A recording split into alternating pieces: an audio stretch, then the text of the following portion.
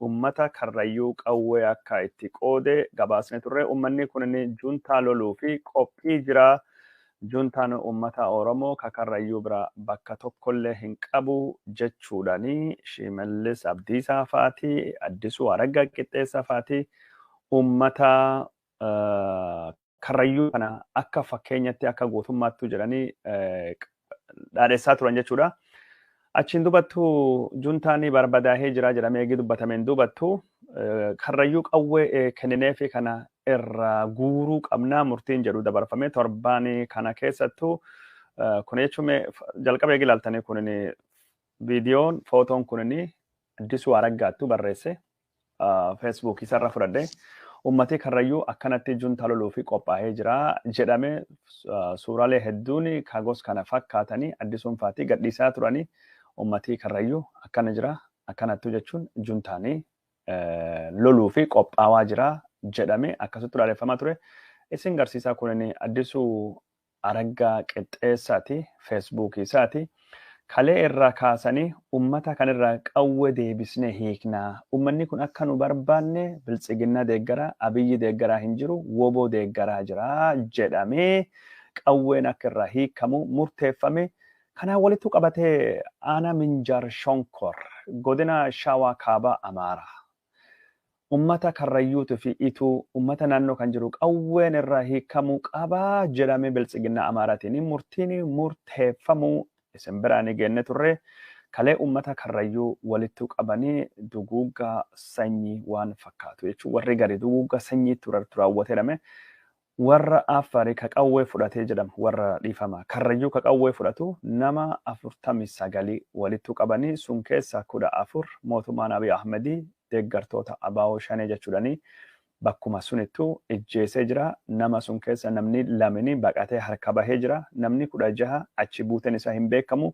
Kunini godina Shawaa Bahaa Aanaa Fantallee keessatti karrayyuu mootummaan Abiy Ahmedii qawwee qoonnee fi junta ofirraa ittisuudhaan qawwee deebisa. Qawwee keessan kanaani isin woboo gargaartanii jedhanii tarkaanfiin gosa kanarratti fudhatame. Tarkaanfiin kun kan fudhatame naannoon Amaaraa ummati karrayyuu qawwee hiikkachuu qaba. Karrayyuun Amaaraa Minjaar Shonkor weerartii lafa akka Malkaa Jilootii fi lafa akka Qorkeefa naannoo Amaaraa irraa deeffatti jedhamee waan dubbatamee fi haala gosa kanaatiin yeroo ammaan tana karrayyuu keessatti wanni ta'e kan fakkaata. Waan akka nama gaddisiisa guyyaan kun guyyaa gaddaati. Karrayyuu keessatti guyyaan kun guyyaa yaadatamuu qabu. Ummati karrayyuu lakkoofsanis xiqqaadha, qabeenyi isaas xiqqaadha. Biltsiginnaan haala gosa kanaatiin ummata kanarratti miidhaa dhaqqabsaa jira. Kanaafuu ummata karrayyuuti sagalee ta'aa jechuudhaani aktivistoonni karrayyuu dhaamsa kana dhaamaa jirani. Daawwattoota keenya jaallatamoo fi kabajamoo kanaan walitti qabatee yeroo ammaan tana ummata qawwee hiikkachiisuu fi biltsiginnaan aanaa kan keessa socho'aa jirti. Ajjeecha kan caala gurguddaa geggeessuu dandeetti sodaan jedhulleen yeroo ammaan tana babal'atee jira. Gara biraatiin ammoo Oromiyaa keessatti weerarri liyyuu haayilii Amaaraatii fi faannoo itti fufee jira. Har'a magaalaa Finfinnee keessatti poolisiin tokkini kan liyyuu haayilii Amaaraa yuunifoormii isaa uffatee magaalaa kan keessatti isa hojiif bobba'uu qabamee jira. Poolisiin kunini qabamee yeroo poolisiin qoratamuttu warra poolisoota Oromiyaa kan isa marsanii akkasii kana daga xiyyeeffannoo maatuu hin kennee fi inni warra basaasaa mootummaa Amaaraattu fi akkasumas warra basaasaa kan federaalittuu bilbilee jala miliquu fi carraaqaa jira jedhamee jira. Poolisiin kunini ka jalqabaati miti dhiyoo kana naannoo Amaaraa irraa warra faannoof hin jedhu 52 karaa sulultaatiin Finfinnee seenanii sulultaa irrattu mootummaan naannoo Oromiyaa liyyuu haayiliin isaa qabee qawwee hiikkachiisullee mootummaan federaalii ergamsa addaatii fi naannoo waraana irra baqatanii dhufan jedhee qawwee deebisuu fi gabaasni turre. Haala gosa kanaatiin ammaan tana poolisoonni Amaaraa Finfinnee keessa socho'aa jiranii. Finfinnee keessatti haala gosa kanaatiin socho'uu qofa osoo hin taane tajaajiloonni adda addaa Finfinnee keessattuu kennamanii kan akka mana kondominiyeemiitii fi lafa dursa warraa akka kennamuu qabu. Gargaarsi mootummaa akka isaanii kennamuu qabu. Warri Amaaraa ka waraan jala baqate biizineesii akka konkolaataa, konkolachiisuu, taaksii horachuu, baasii bobbaasuu Finfinnee keessatti dursa akka argatu ajajamee jira. Investoroonni naannoo Amaaraa ka lafa waraanaa keessa baqatanii Finfinnee keessattuu lafa argachuu dursa akka argachuu qaban mootummaan Abiy Ahmedii haala akka mijeessuu qabu. Warra naannoo Amaaraatiin walii galee wanni sun hojjetamaa akka turetu beekama. amma Finfinnee keessa kanaan dura akkuma isinitti himne abaawottu seenaa jira. Finfinnee keessatti eegumsa adda addaatii fi ka barbaachisu waan godhuu qabu warra naannoo Amaaraati jedhamee dubbatamaa jira. Warri kunniin haala gosa kanaatiin magaalaa Finfinnee keessattuu ammaan tana bakka ijoo jedhamanii to'atanii jiranii woboon yoo dhufe warra Amaaraa woboo irraa eeguu fi kaayoon poolisoota kana akka warri dubbachaa jirutti kunniin magaalaa Finfinnee keessatti bakka jechuun magaalaa Finfinnee jiddu galeessa magaalaa keessatti liyyuu haayiliin Amaaraa akkasitti warra mul'atee jira yuunifoormii wajjin kunniin jechuun waan ajaa'iba ta'uu qabu miti waanuma nu haasawaa baane haala jechuun nama garii ajaa'ibuu ni mala. Garuu weerara gosa kanaatii fi sagantaa gosa kanaa bal'innaanii Oromoon akka eeguu qabdu asumaanii lafuu fi eeggachuu akka qabdu weerarri adda gara Oromiyaatti akka dhufaa jiru yeroo hedduu gabaasni turre daawwattoota keenya jalatamoo fi kabajamoo odeeffannoon keenya kaayisen biraan gayaa jirru akkuma itti fufettu jira. Mootummaan Abiy Ahmed qeerroon Oromoo anaa duuluu qaba dirree waraanattu bobbahee aarsa barbaachisa ta'e kaffaluu qaba jechuudhaanii ibidda waraanattu geggeessee qoraan akka ta'anii akka barbaadaa ture gabaasaa turre. Ammaan tana muummichi ministeera Ethiopia Abiy Ahmed injifannoon galee jedhamee eegilabsamuun jalqabeen dubattuu qeerroon Oromoo gootummaa Abiy Ahmed irraa barachuudhaan gara dirree waraanattu akka duulu pirezidaantiin naannoo Oromiyaa yaamicha dhiyeessee jira. Pirezidaantiin naannoo Oromiyaa kunin ammaan tana Abiy Ahmed mallattoo beekumsaa, mallattoo gootummaatii fi mallattoo waan hunda jedhanii dhaadessaa jiranii. Kun jechuun Abiy Ahmed irra caala abbaa irreetii fi Abiy Ahmed irra caala diktaatara godhuu deema ammaan tana haaliin ittiin dhiyaachaa jiru haala guddoo nama sodaachisaa jiru. Abiy Ahmed malee Itoophiyaan isaan durallee akka bulchaa hin godhanne isaan duballee akka hin godhanne tokkotti haasamaa jira. Kanaan walittuu qabatee dargaggeessa dirree waraanaa deemuu didatee yookaan ammoo dargaggeessa dirree waraanaa hin deemne hidhuun itti fufaa jira. Deeggartoota abaa'oo jechuudhaanii akkanatti namidhaa jiranii kunini magaalaa Dirree Dhawaa keessatti dargaggoonni kunini waan akka hin balleessine ilaalcha waraana bilisummaa Oromoo qabdan jechuudhaanii magaalaa Dirree Dhawaa keessatti dargaggoonni akkasiin yeroo ammaan tana hidhamaa jiranii wanni nama ajaa'ibu hidhaan gosa kana Dirree Dhawaa qofaa miti godinaalee Harargee lachuu Harargee dhiyaatii fi Harargee bayaa akkasumas jiddu galeessa biyyaa keessattuu hammaatee jira.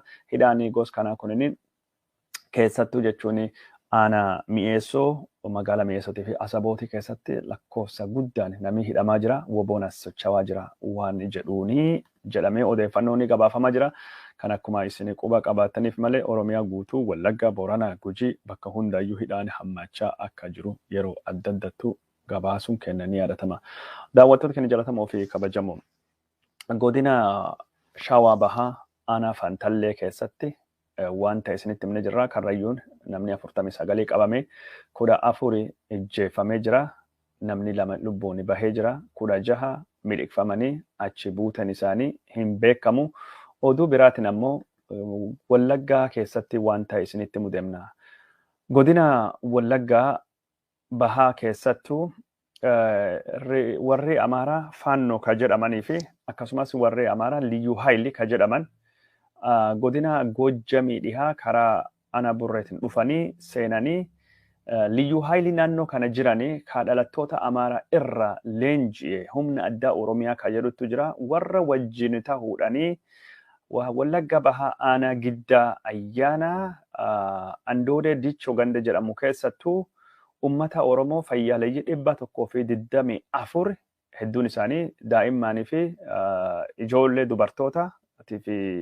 dubartoota warra kana ugguranii jiranii butanii jiranii warra kana gadi hin dhiisnu ni fixnaa yookaan ni ijjeesna haga Liyyuu Haayiliin ummata saba adda addaa of keessaa qabu ka Oromootiif sabbira naannoo kana gad dhiisee ba'u. Liyyuu Haayiliin Oromiyaa Wallagga Bahaa yookaan ammoo keessattuu ana giddaa Kiraamuu keessa bahuu qaban. Ana giddaa Kiraamuutii fi giddaa ayyaana ana kan keessa bahuu qabanii isaantu nu fixaa jira. OLF'n shanin jechuun warraadha.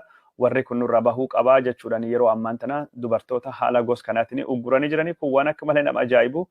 Godina Wallagga Bahaa keessattuu Faannoon Amaaraatii fi Liyyuu Haayiliin Amaaraa akkas ta'ee jira. Waan takka yeroo hedduu kan namni Oromoo jechuun naannoo kanattuu hin beekne uummatii ama Goojjamirra dhufee qubatu afaan Oromoo dubbatu godina kan akka malee guddaattu jira. Uummatii kunini bara dheeraa fi Oromoo wajjin jiraata hojii adda addaa hojjechuuf dhufanii waan akka bunaa walitti funaanuu hojii maasaa ka qonnaa hojjetanii warri kunin naannoo garii keessattuu lakkoofsa guddaa qaban. Poolisii Oromoo hin amannu poolisii Amaaraa nu godha jiranii poolisoota Amaaraa godhameef jiran. Poolisoota saba Amaaraa godhameef jira. Poolisoota saba Amaaraa kanattu ammaan tana poolisiin saba Oromiyaa as keessa bahuu qabaa jedha. Kun jechuun ajaja mootummaa federaalii irraa kennameef yookaan naannoo Amaaraa irraa kennameef warra Oromoo wajjin hojjennu poolisoonni Amaaraa bayan malee nu as keessattuu nagaa qabaachuu hin danda'u ummati Amaaraa.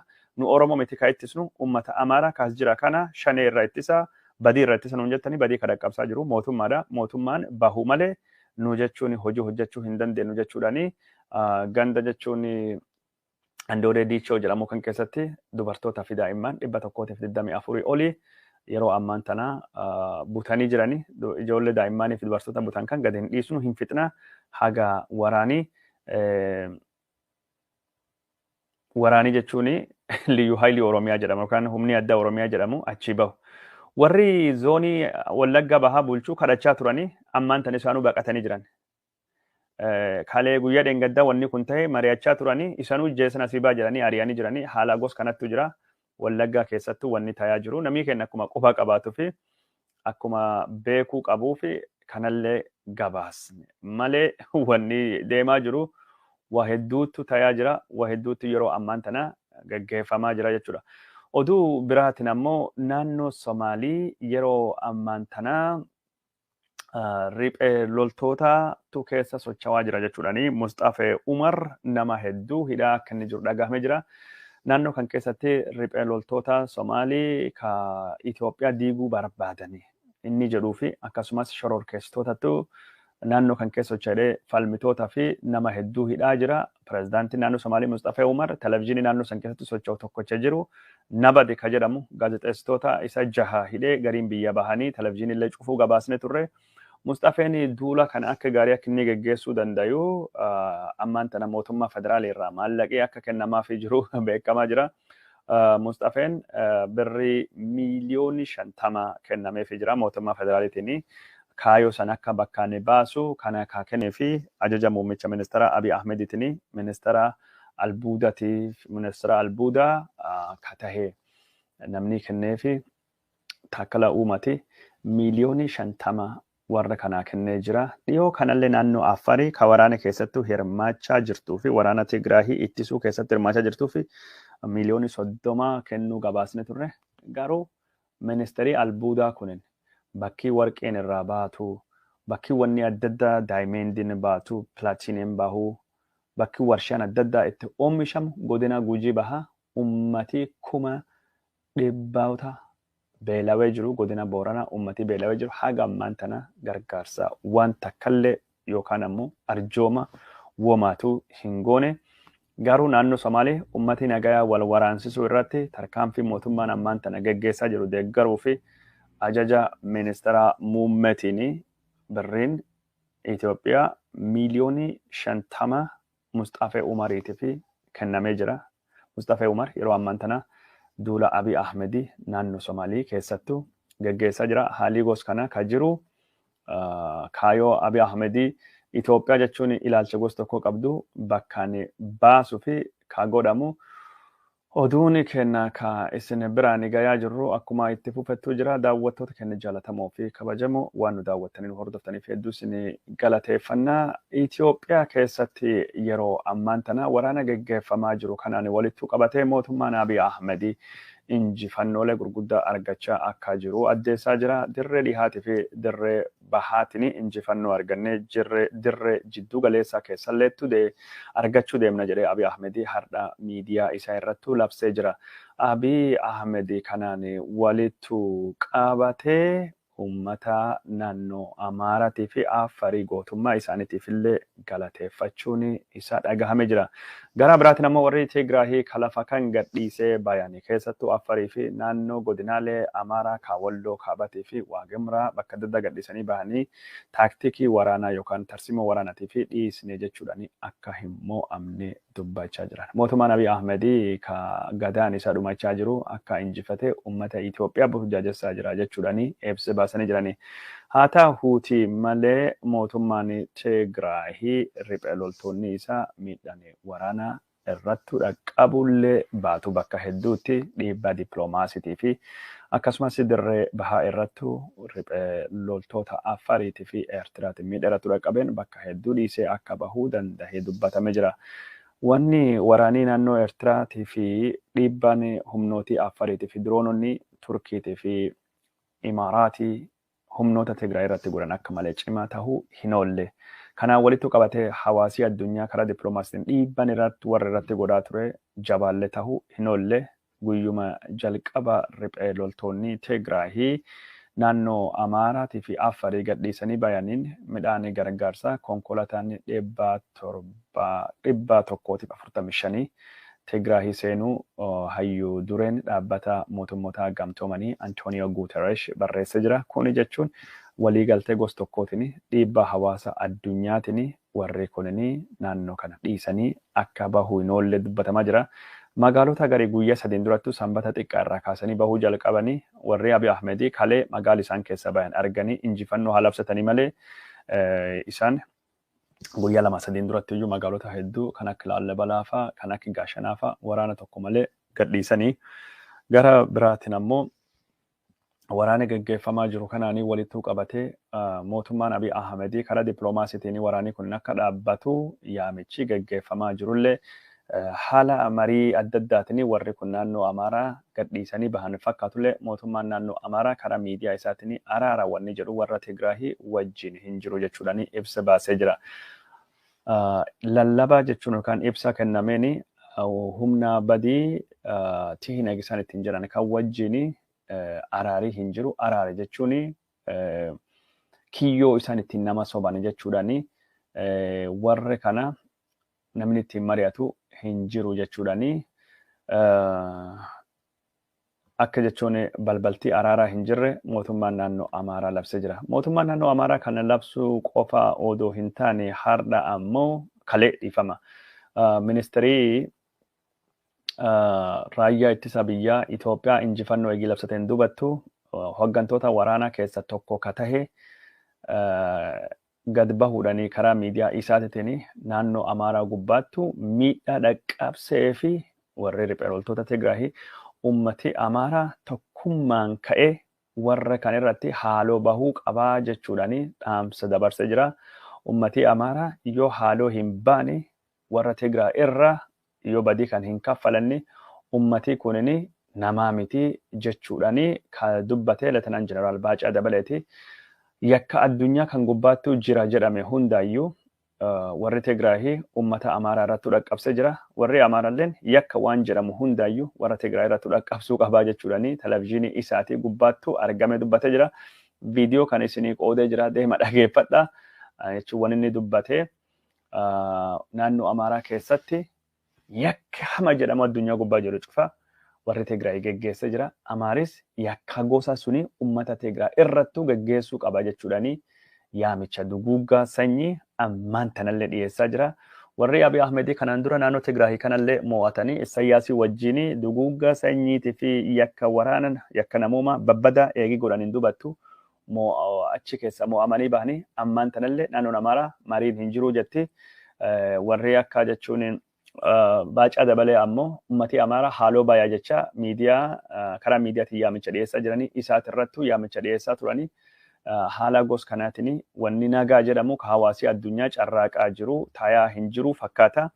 Kanaan walitti qabatee waan takka isinitti ka himnu Ambassador Jeffrey Feltman ergamaan addaa pirezidaantii Ameerikaa ka gaafa Afrikaa isaati irrattu kalee dhufee marii geggeessee ture. Marii achi gubbaattu geggeesse isaati wajjin geggeessaa ture irrattu gaafini warri gaafatee gaafini hedduun isaati gaafachaa ture. Maaliif junta deeggartanii Ameerikaan Itoophiyaa diiguu barbaaddi sabaa fi sablammii jedhamee heera Itoophiyaa ka uummata Itoophiyaa didiigee biyya Itoophiyaa balleessuu barbaadu. Maaliif Ameerikaan akka hin diigamne hin barbaanne juntaan badii adda addaa raawwatee jedhe gaazexeessanii isaati qophiin saayitii jedhamu irratti yeroo adda addaa irra deebi'ee gaafii gaafachaa ture. Gaafii gaafatamu kanaa fi nu Itoophiyaa keessatti nagaan akka dhufu, dimookiraasiin akka dhufu, wal danda'uun akka dhufu barbaanne malee himatii isin Ameerikaa irratti dhiyeessan kun cuftuun iyyuu dharaa kijiba jechuudhaani ambaasaadder Faltimaanii dubbachaa ture. Ambaasaadder Faltimaanii dhuma irratti namicha gaafii gaafatu kanaa walii galuu waan dadhabee fi gaafii fi deebii televizyiinii isaatii wajjin godhaa jiru keessa bahee televizyiiniin isaatii gaafii fi deebii ambaasaadder Faltimaan wajjin godhaa ture. Ambaasaadder Faltimaan jidduutu dhiisee bira deemee jira, bira bahee jira jechuun haala gosa kanaatiin gaafii fi deebiin sunini odoo hin milkoofne addaan citee jira. Haala gosa suniitiin ambaasaadder Faltimaan isaatii irra muufannoota qabu ibse. Haala akkasii keessattuu gaafii fi deebiin sun godhame miidiyaan Oromoo ambaasaadder Jeffrey Faltimaan dhiyeesse. Isaanis waan Itoophiyaa keessatti deemaa jiru ejjennoo Oromoo irraa gaafachuu qabaa jedhe namni hedduun karaa feesbuukii irrattu barreessaa jira. Daawwattoota keenya jaallatamoo fi kabajamoo duulii Minilikii Oromiyaa keessatti bifa adda addaatiin gaggeeffamaa jiru. Isin biraan gayaa turre duula kana walitti qabate mootummaan Abiy Ahmedii dirooniin godina Wallaggaa Bahaa keessatti miidhaa gurguddaa akka inni dhaqqabsaa jiruu fi miidhaa gurguddaa akka inni dhaqqabsaa ture. Isin biraan gayaa turre ammaan tana duula diroonii kana qofa osoo hin taane Abiy Ahmedii ajjecha karrayyuu irratti ni dhaqqabsee fi akkasumas hidhaa bakka adda addaa Oromiyaa keessattuu gaggeessaa inni jiru. Isin biraan gayuu deemna. Duulii Abiy Ahmed duula Minilikiitii miti jedhame waraanii Abiy Ahmed yeroo magaalaa Debre Siinaa seenutti Daashen Bank akkasitti morma gubbaattu zamachaa Minilik jedhanii gaggeeffachaa turanii. Haala gosa kanaatiin Oppiidiyoon duula Minilikii harma muraa fi harka mura nama gaggeessuun inni maqaa moggaasanii ijoollee Oromoo ficcisiisaa ijoolleen Oromoo akka dhumattu barbaadaa jiran jechuudha. Kanammoo ummati Oromoo hin fudhatu yoo Abiy Ahmed duula Minilikii gaggeesse Oromoon ammoo duulinni gaggeessuu deemu duula jechuun leenjisoo diigatii fi bakar waareeffa ta'uu qabaa jedhamee dubbatamaa jira. Yeroo ammaan tana Abiy Ahmed injifannoo Tigraay irratti argachaa jiru kanaan miidiyaan isaa baay'ee machaahee jira. Innis baay'ee machaahee jira. Yaamichi duguugga sanyii uummata Oromootii fi Tigraay irratti bifa ifa gala taheen dhiyaachaa jira. Mootummaan Abiy Ahmed karaa Leetenant Jeneraal Baacaa Dabareetiin uummata Amaaraatiin Tigraay irratti haaloo bayaa irra deeffadha hija baafadha jedhee dubbatee jira. Karaa saniin alattu miidiyaa irratti wanti adda addaa dubbatamaa jira. Kukkunin jechuun mariin hin jirtu diina kana cabsine barbadeessinu malee jechaa jiranii warri Abiy Ahmed faati. Diina kana cabsine awwaallaa jedhee Abiy Ahmed mataan isa dubbatee jira. Daani'el Kibratis shayxana kan ammallee gara Inxirooxoos jechuun gara Azaabatti gara Jahannamatti galchuu qabnaa jedhee dhaadatee jira. Uummata Oromoo illee irratti duulii wal fakkaatan Wallaggaa, Karrayyuu, Finfinnee bakka adda addaa keessatti waan deemaa jiru kanatti dhagahamaa jira. Hawaasii addunyaa kunin waan deemaa jiru akka beekuu fi Oromoon hiriira bahuudhaan duula dippiloomaasii godhuudhaan cimsuu qabaa jedhamee dubbatamaa jira. Torbaan kana hiriira Waashingten DC'tu gaggeeffamuutu jira. Boori jechuudha. Akkasumas bakka waldaalee hawaasa Oromoo adda addaa keessatti sagantaaleen adda addaa qophaa'anii jiranii Oromoon biyya alaa jirtanii irratti hirmaachuu qabdanii jechuudhaani yaamichi dhiyaachaa jira. Gara kanaan badii mootummaan Abiy Ahmed gaggeessu hawaasii addunyaa haala gosa kanaatiin beekee badii mootummaa Abiy Ahmed kana balaaleffachuun dura dhaabbachuun ammumaan tan ta'uu deema. Abiy Ahmed karaa tokkoon warra Tigraay irratti injifannoo argadhee jira jedhee labsaa jiraatullee gara biraatiin ammoo warra Amaaraa wajjin dorgommii aangoo guddaa keessa seenutti dhagahamaa jira. Dorgommii aangoo guddaa kana tokkoffaa injifannoo jedhamee wal saamu. Injifannoo jechuun bakka hedduutti warri Tigraay lola malee lafa dhiisanii bahan kana injifannoon kunin ka qotee bulaa Amaaraati jechaa jiranii. Warri Amaaraa warra Tigraay wajjin hin mari'annuu jiran aktivistoonni warra injifannoon ammoo ka faannoti injifannoon ka warra Amaaraa jechaa jiranii. Aktivistiin Amaaraa beekamaan tokkini karaa miidiyaa hawaasaatiin waan barreesse jaalatamee jibbame injifannoon kun injifannoo qotee bulaa Amaaraati, injifannoo faannoo Amaaraati, injifannoo milishaa Amaaraati. Injifannoon kunin ka humna addaa Amaaraati haga ammaan tana duubattuu deebi'a hin lolinaa jedhamee ka warra jechuun wayyaanetiin akka miidhamu godhame warra Amaaraa sunittuu ammaan tana hayyamii kennameefii jennaan qabsaa'ee injifatee lafa kana deeffatee jechuudhaani dubbachaa jiranii. Duulii kunin ka Amaaraa waan ta'aniif injifannoo muummichi ministeeraa yookaan ammoo paartiin isaa yookaan ammoo Itoophiyaa hundaan injifannoo Amaaraati. Amaaraa fi aangoon haga gumaacha isatti haa kennamuuti jechaa jiranii. Amaaraa fi aangoon haga hojja isatti haa kennamu kana ka jedhe Zamerkuun diyaaqoon Zamarkuun hordoftoota guddaa qabutu jira. Aktivistiin Amaaraa kabira ka baay'ee beekamaa tahee muummeen ministeeraa Dammaqee Mokkonnin tahee itti fufuu qaba. Injifannoon kaayisaati isattuu fidee jedhee dubbatee jira. Aktivistoonni Amaaraa hedduun ammaan tana Abiy Ahmedii waraanan duubattu dirree waraanaa kabira abaaboo balleessuu qofa osoo hin taane heera wayyaan irratti nu duuluu qaba. Ka jedhulleen ammaan tana dhaabbiin dhiibbaan guddaan geggeeffamaa jira. Abiy Ahmedii waraana kana karaa tokkoon miidiyaan Minilik Zamacha jedhamee kanaan dura Amaaraa ittiin sochoofamaa ture. Ammaan tana Zamacha Biheraawit Itoophiyaa sabaa fi sablammii ka jedhu yookaan ammoo Itoophiyaa bifa hedduu ka jedhutu hadeebi'u ka jedhamu dubbatamaa jira. Garuu warri Amaaraa injifannoonis kenna aangoonis nu tahuu qaba. Jedhamee akkasitti lallabamaa jira. Kanaan walitti qabatee uummatii Affaarii ka jechuun dirree adda addaa keessattuu kan akka Kaasagitaa, Cifraa, Burqaa keessattuu injifannoo guddaa galmeesse jedhamee dagatamanii jiran. Affaarii dagatamee jira. Injifannoo gootummaa Amaaraa dhoksuu fi Affaar jedhamee odeeffamaa ture malee injifannoo ka fideeyyuu Amaaraa jedhamee Affaar wanni isaanii namni haasa'u hin jiru hafee jira. Ammaan tana miidiyaan Itoophiyaa gamii tokkin injifannoo Abiy Ahmedii faarsa gamii biraa ammoo injifannoon ka Amaaraati jedhanii faarsaa jiranii. Garuu Amaarii dirree inni lolee hin jiru faannoo warraatii fi warri isaanii baqachaa jiranii ijoollee Oromootii fi uummattoota kibbaa gara ibidda duratti dhiibanii duuba haamaa turanii duuba fixaa turanii garuu injifannoo tanan injifannoon ka Amaaraa jedhamee jira. Kanaan walitti qabatee komaandi poostiin ammaan tana Itoophiyaa bulchaa jiru naannoleen bilisa baate hundinuyyuu ajaja muddamsaa yookaan ammoo sa'aatiin namni socho'u hundinuu daangeffamee jira.